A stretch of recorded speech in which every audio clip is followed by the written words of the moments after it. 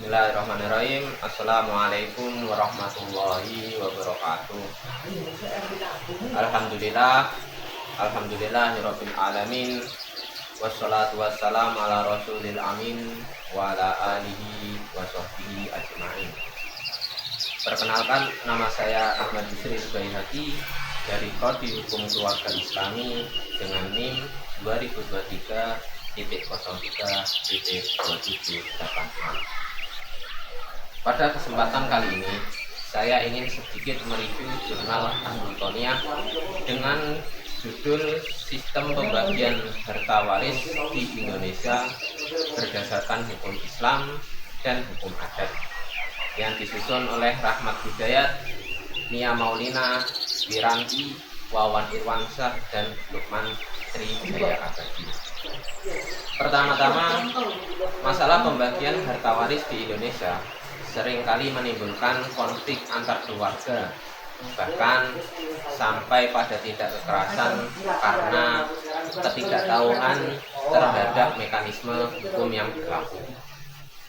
Meskipun hukum Islam telah menetapkan prinsip pembagian waris yang rinci dan tetap, masyarakat Indonesia yang hidup dalam sistem hukum plural lebih sering memilih menggunakan sistem hukum adat. Kedua, tujuan penelitian ini adalah mendeskripsikan sistem pembagian harta waris menurut hukum Islam dan hukum adat. Kedua, menganalisis prinsip-prinsip keadilan dan masing-masing sistem. Dan ketiga, merumuskan alternatif solusi integratif yang sesuai dengan konteks plural hukum di Indonesia. Hasil penelitian, prinsip waris dalam Islam. Semakin berkembangnya kesadaran hukum dan akses masyarakat terhadap sumber hukum Islam dan nasional, maka arah ke depan menunjukkan potensi terjadinya integrasi hukum. Sistem waris Islam akan tetap menjadi rujukan formal dalam masyarakat Muslim, tetapi pelaksanaannya bisa disesuaikan secara kontekstual dengan nilai adat melalui mekanisme seperti maslahah, mursalah, urf, dan ta'aruf musyawarah. Kekuatan dalam penelitian ini adalah: satu, mencerminkan realitas pluralisme hukum di Indonesia. Kedua, memberikan manfaat teoritis dan praktis bagi masyarakat dan lembaga hukum. Ketiga, membuka peluang model pewarisan yang lebih adil dengan menggabungkan nilai Islam dan adat.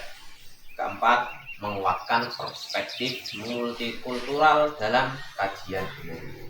Kelemahan dalam penelitian ini: satu, ruang lingkup luas sehingga analisis berpotensi kurang mendalam.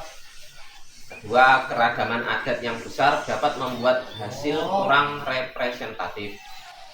Ketiga, resiko bias normatif jika tidak objektif.